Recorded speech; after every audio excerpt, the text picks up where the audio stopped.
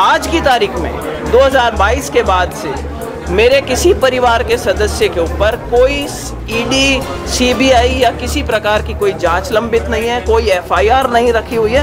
हनुमान बेनीवाल जी से मेरा सिर्फ ये निवेदन है कि अपना रिकॉर्ड स्ट्रेट करें और ऐसे अनर्गल किसी के ऊपर इल्ज़ाम लगाने की ज़रूरत नहीं कि दबाव के अंदर हो। जो लोग ज्योति मिर्धा को जानते हैं वो ये भी जानते हैं कि ज्योति मिर्धा को आप आर्म ट्विस्ट करके कोई राजनीति तो छोड़ो, कोई दूसरा काम भी मुझसे नहीं करवा सकते। देखिए, चुनौती देने की बात ही नहीं है, वो चुनौती में कहीं अड़ेंगे ही नहीं।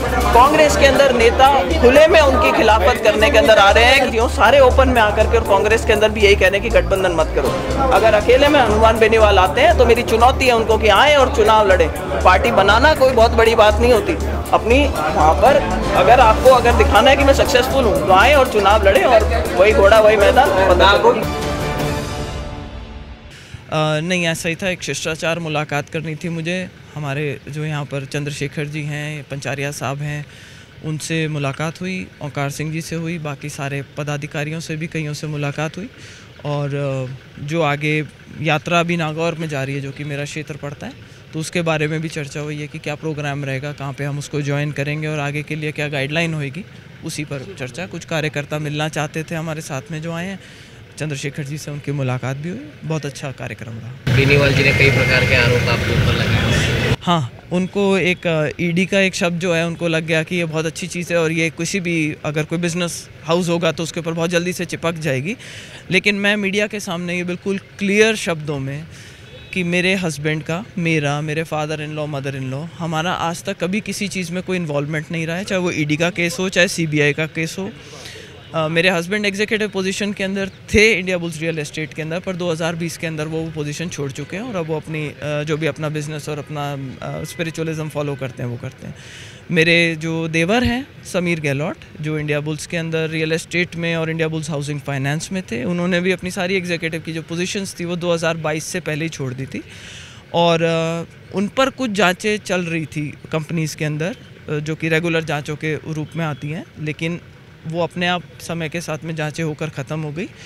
और आज की तारीख में मेरे परिवार के किसी भी सदस्य पे ईडी, सीबीआई या किसी और प्रकार का कोई जांच, केस, एफआईआर, चार्जशीट कुछ भी लंबित नहीं है। इसलिए उनको कोई दूसरा नया मुद्दा ढूंढ करके लाना पड़ेगा, क्योंकि ये वाला स्टिक नहीं करेगा। मैम, आपके बाद में जैसे दिव्या मदेरणा जी भी हैं, हरीश चौधरी जी भी हैं, वो समय समय पर कांग्रेस में एक गुट के बारे में बोल चुके हैं, हालांकि नाम किसी ने नहीं लिया है, तो क्या लगता है आपके बारे में वो भी आ सकते हैं? देखिए, ये तो वही जवाब दे पाएंगे कि वो कितने दुखी हैं, और बात जो उनकी है उसमें बहुत दम है, क्योंकि सेम जो नागौर का मॉडल था, वो चाहे उसियाँ हो, चाहे वो बाड़मेर के अंदर हो, और उसका कई जगह पे उसी मॉडल को रेप्लिकेट करने का एक प्लान था। तो मेरे बीजेपी ज्वाइन करने के बाद में वो प्लान उजागर हो गया है, और कांग्रेस के अंदर भी कई नेता हैं जो उसके खुले खिलाफत के अंदर बाहर निकल करके आए हैं, चाहे वो सचिन पायलट जी हों, चाहे वो हरीश चौधरी जी हों, चाहे वो दिव्या मदेरणा जी हों। उन्होंने सब ने अपना एक जिसको कहते हैं डाउट जताया है, पब्लिकली बड़े फोर्सफुल तरीके से जताया है। क्योंकि हरीश चौधरी तो उस टाइम पर हमारे नागौर के अंदर जब बाई इलेक्शन हुआ था तो वो तो डे टू डे मेरी वर्किंग देख रहे थे, और हमारी जितनी भी स्ट्रेंथ थी उसका खामियाजा भुगतना पड़ा। तो हमने उनको उस समय भी आगाह कराया था कि ये सरकार क्या कर रही है, हमारी मदद करना चाह रही है या हमारे कार्यकर्ताओं को जो है उनको निबेड़ने में लगी हुई है। तो शायद कहीं ना कहीं ये चीज़ ऊपर तक भी पहुंचेगी, और अगर इसका रिड्रेसल नहीं होता तो मेरा ये मानना है कि कई लोग इस कतार में बैठे हैं जो कांग्रेस छोड़ करके और जल्दी भाजपा का दामन थामेंगे। क्या लगता है आपको कि बेनीवाल जी कांग्रेस के साथ गठबंधन कर सकते हैं? घालमेल कर सकते हैं, गठबंधन का तो मुझे मुश्किल लगता है। देश और दुनिया की हर बड़ी खबर के लिए सब्सक्राइब करें नवतेज टीवी, और पल पल के अपडेट्स के लिए बेल आइकन को दबाना ना भूलें, क्योंकि आपकी खबरों का भरोसेमंद साथी है नवतेज टीवी।